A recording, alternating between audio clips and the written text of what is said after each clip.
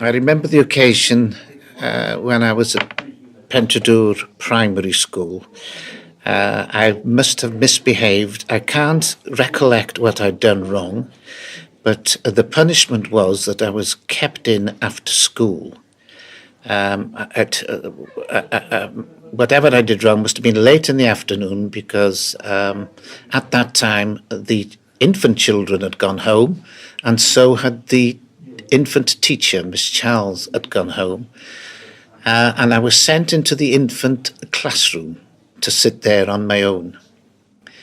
Now, the head teacher at the time must have forgotten that he'd sent me to the room next door and went home himself. But being an obedient child, I sat there, knowing full well that the school was empty, but I'd been told to sit next door, and I was determined that I would sit there until the cleaners came in at about 4:30.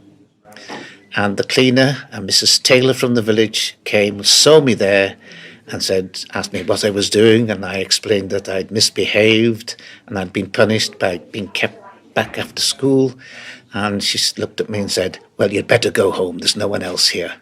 So I got up and ran home as quickly as I can. But I can't recollect that I told anybody. And I think my parents thought I'd gone playing with somebody else, and I didn't mention it again. So they never knew? So they never knew.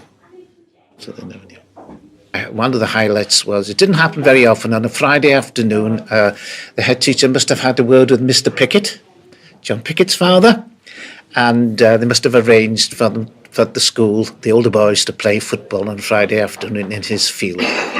So really looked forward to the occasion when we actually played a game of football on a Friday afternoon in Mr. Pickett's field. What other games did you play? Do you remember? A lot of cricket on the yard, and the head teacher would always do the bowling. And so that was very enjoyable. And I remember the occasion when it was an all-age school. Because when I was first there, it was an all-age school. So the children stayed until they were 14. And some of the older boys would play cricket on what we call the top yard. And the head teacher used to bring a proper, what we call a corky, a proper hardball.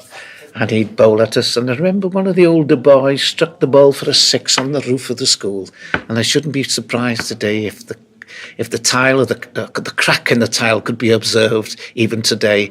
That's 40 years ago or more.